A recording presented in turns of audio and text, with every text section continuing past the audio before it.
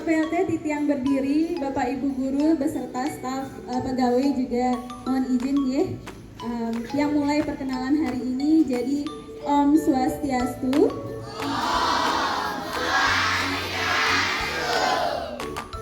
Selamat pagi anak-anak.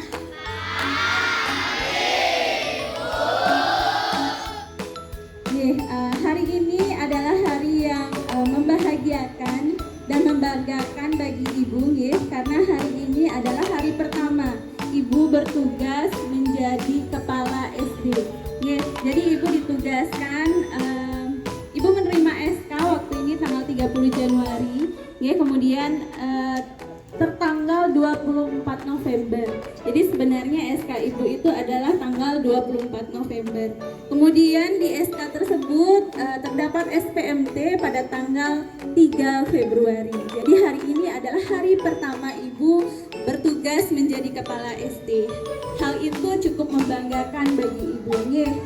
Nah, seperti kata pepatah ya, tidak kenal maka tidak sayang. Jadi supaya anak-anak dan Bapak Ibu sayang dengan Tiang, jadi izinkan Tiang untuk memperkenalkan diri. Jadi nama Ibu adalah Ida Ayudian Citra Dewi, SPD MPD. Jadi alamat Ibu saat ini ada di Banjartingas, Desa Mekar Buana. Anak-anak pasti kurang tahu ya. Kalau dulu itu namanya Desa Mambal. Tahu Mambal? Namanya sekarang Mekar Buana karena Mambal yang dimekarkan. Nah, Ibu tinggal di daerah di sana. Kemudian Ibu asli Sange.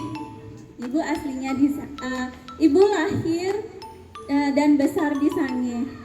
Ibu ini sebenarnya anaknya Bu Jero Suryani. Ada yang tahu? Ada yang masih ingat? Bu Jero kelas 1. Bu Jero Suryani tahu? Tahunya mungkin anak yang udah besar-besar tahu. Ibu sebenarnya anak Bu Jero Suryani, anak kandungnya. Jadi mungkin Bu cantik. Ibunya kecil ya, sama seperti Ibu. Jadi Ibu diwariskan tubuh yang kecil dan mungkin cantiknya cukup ya, mungkin lebih cantik ya ibunya ya. Oke, jadi nanti perkenalan dengan Ibu mungkin sambil jalan ya. Jadi Ibu tinggal di Desa Mekar Buana. Ibu tinggal di sana bersama suami. Jadi karena beliau tinggal bersama orang tua, jadi Ibu juga ikut beliau di sana. Kemudian riwayat pendidikan Ibu sebenarnya dulu Ibu bersekolah. Jadi SMP dan SMA-nya sebenarnya Ibu satu sekolah dengan Bu Eni, satu sekolah dengan Bu Yuni. Jadi Ibu satu angkatan. Ibu bestie dulu. Ibu bestie dulu dengan ibunya ya. Jadi sering nongkrong sama ibunya. Ibu sekelas sama Bu Yuni. Jadi Ibu seangkatan dengan Ibu Yuni dan Bu Eni. Nah, kemudian Ibu melanjutkan sekolah S1 di IPGRI Bali. Ibu mengambil jurusan matematika. Ada yang senang dengan matematika? Oh, tidak. Tidak, kenapa tidak senang dengan matematika? Susah ya? Oke, jadi Ibu dulu ngambil jurusan matematika. Jadi sebelum Ibu tamat, Ibu sudah diarahkan untuk mengabdi sama orang tuanya Ibu. Ibu ya dipaksa lah waktu itu untuk mengabdi menjadi guru di SD nomor 4 Abian Semal. Tepatnya di tahun 2012. Ibu belum tamat S1, Ibu diarahkan untuk mengabdi di sana. Kemudian karena sudah mengabdi cukup lama di SD itu, padahal ijazahnya Ibu adalah matematika dan tidak diakui di waktu itu di SD. Kemudian Ibu melanjutkan kembali untuk mencari gelar PGSD. Jadi dari matematika Ibu sekolah lagi selama 1,5 tahun, belajar lagi mencari PGSD supaya Ibu bisa mengajar murid-murid SD. Karena waktu itu tidak boleh mengajar SD kalau tidak punya ijazah PGSD. Kemudian Ibu kuliah lagi 1,5 tahun. Kemudian tamatlah Ibu di tahun 2013. 2017. Di tahun 2017 itu ibu tamat PGSD, kemudian di tahun 2018 itu ada bukaan CPNS. Bukaan CPNS Badung pertama kali setelah sekian lama di 2018 ibu mencoba-coba untuk tes di sana dan astungkara ibu lolos. Jadi ibu lolos di tahap pertama, ibu sudah lolos. Jadi untuk tahap kedua ibu tidak pikir panjang, ibu udah tahu ibu pasti diterima. Jadi seperti itu. Kemudian ibu karena lulus CPNS di tahun 2018, ibu ditugaskan di SD nomor 3 Sobangan. SD nomor 3 Sobangan? Tidak, ya cukup terpencil ya di sana di daerah Mengui. Ibu ditugaskan di sana di SD nomor 3 Sobangan selama kurang lebih 6 tahun. Sampai akhirnya ibu ikut tes lagi untuk tes kepala sekolahnya dan ibu lulus juga dan akhirnya sekarang bertugas di sini. Jadi riwayat pendidikan ibu seperti itu. Kemudian riwayat pengalaman ibu dalam pendidikan. Jadi dulu selama ibu ngonor belum diangkat ya jadi PNS, selama ibu ngonor itu ibu sudah tes UKG namanya. Jadi sebelum CPNS ibu sudah lolos tes untuk pendidikan sertifikasi guru. Nah setelah ibu lolos CPNS barulah ibu bisa melanjutkan untuk mencari gelar profesi. Jadi untuk menjadi guru itu banyak ya tuntutannya, harus banyak belajar. Kita dituntut lagi untuk belajar selama kurang lebih 3 bulan untuk menjadi guru profesional dan itu pun banyak sekali syaratnya pada zaman ibu. Zaman ibu PNS baru boleh ikut PPG, nyari profesional. Jadi ibu kuliah lagi selama 3 bulan dan waktu itu ibu dapat LPTK universitasnya di Yogyakarta. Jadi ibu belajarnya secara online, full online. Setelah itu, setelah dapat PNS, ibu sudah sertifikasi. Nah, awal mula ibu bisa menjadi kepala sekolah adalah ibu ikut tes guru penggerak, belajar lagi. Jadi ibu tidak hanya ngajar, jadi sorenya ibu belajar terus. Ibu ikut pendidikan guru penggerak itu selama 9 bulan sayang. Selama 9 bulan, selain ibu mengajar di kelas, sorenya ibu belajar lagi untuk ikut pendidikan guru penggerak dan akhirnya lolos. Nah setelah lolos guru penggerak, barulah ibu bisa mengikuti tes seleksi kepala sekolah. Nah setelah itu barulah ibu bisa berada sekarang di depan anak-anaknya. Jadi ibu minta juga sama anak-anak jangan pernah bosan belajar, karena belajar itu adalah sepanjang hayat.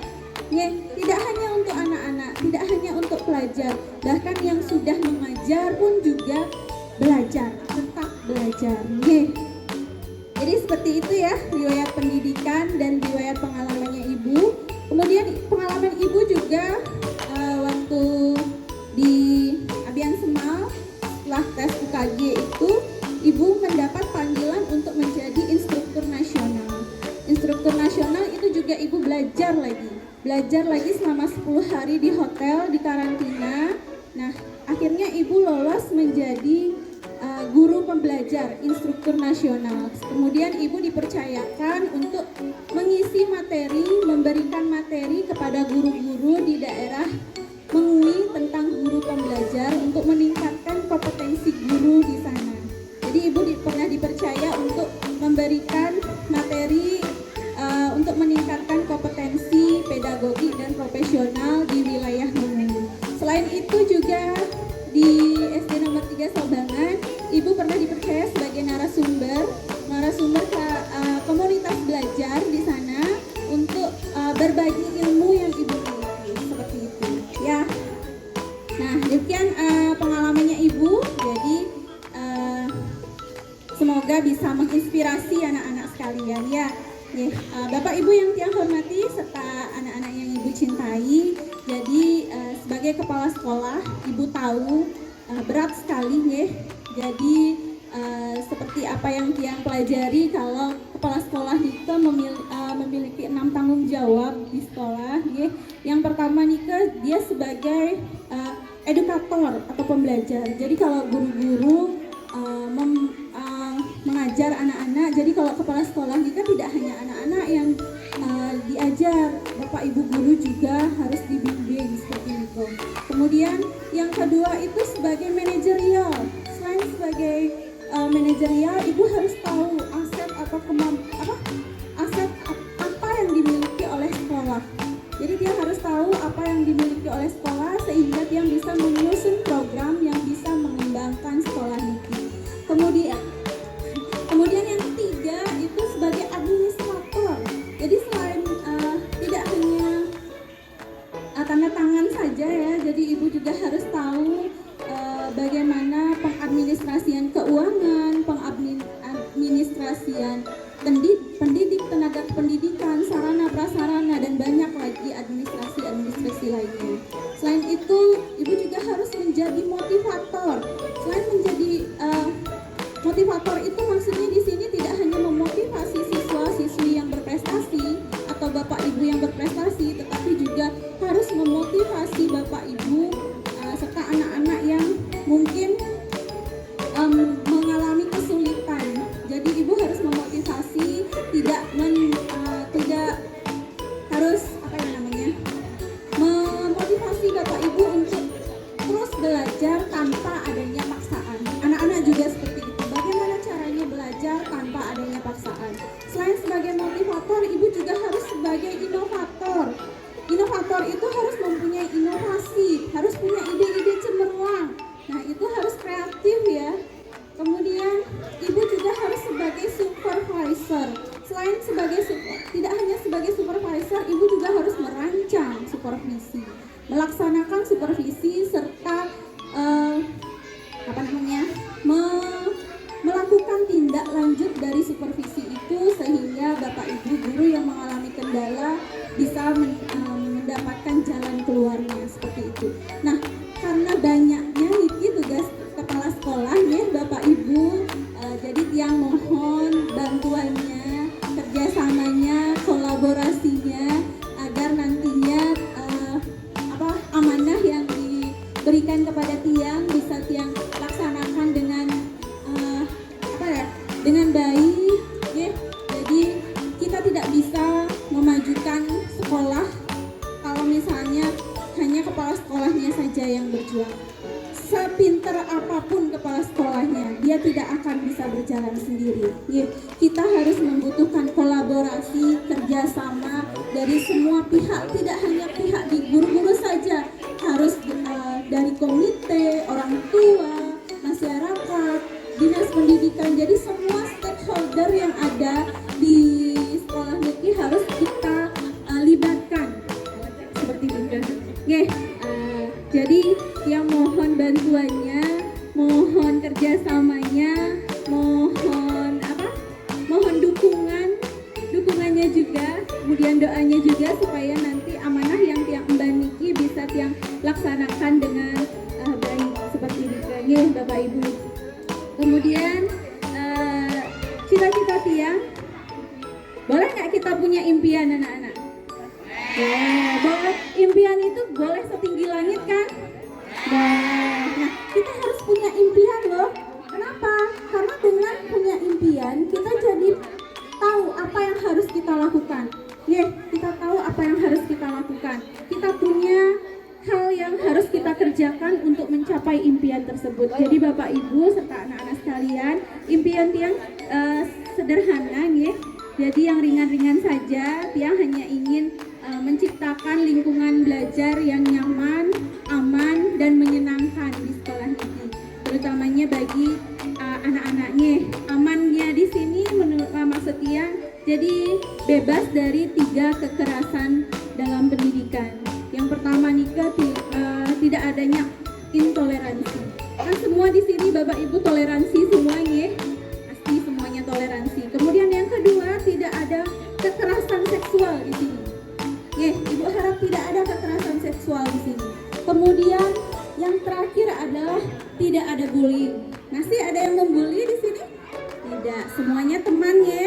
Ya, jadi anti bullying. Ya, Ibu harap nanti SD nomor 2 Taman ini bebas dari 3 masalah pendidikan tersebut. Nih, satu lagi, Ibu minta doa restunya. Nih, doa restu dari Bapak Ibu semua, kerjasamanya tidak hanya dari Bapak Ibu guru, staf TU juga pasti akan sangat-sangat membantu Tiang nantinya. Nih, mohon kerjasamanya agar nanti Tiang bisa mengemban amanah ini dengan baik dan lancar.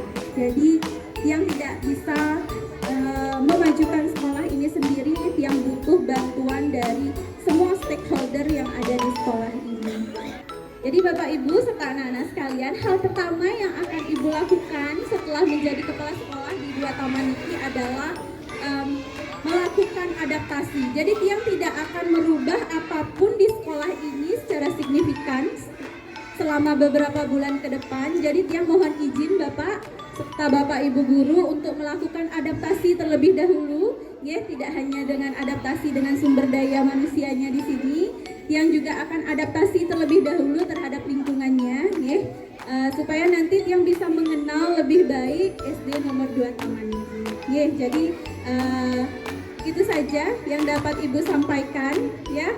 Harapannya sudah, perkenalannya sudah, dan hal-hal yang akan Ibu lakukan juga sudah Ibu lakukan. Sudah Ibu sampaikan. Jadi demikian yang dapat Ibu sampaikan. Ibu mohon maaf jika tadi ada kesalahan Ibu dalam berkata. Ya, mungkin anak-anak ada yang mau ditanyakan? Udah yakin ya? Oke, sambil jalan nanti kenalan sama Ibu ya. Jangan takut, kita boleh kenalan. Kalian boleh berteman dengan Bapak Ibu guru di sekolah ini, tetapi tetap ada batasannya. Kalian harus tetap ada rasa hormat. Boleh berteman tapi ada rasa hormat. Bisa ya? Jangan takut dengan Bapak Ibu guru ya. Paham? Oke. Ya, baik. Segitu saja perkenalan Tiang. Semoga apa yang nanti kita kerjakan ke depannya direstui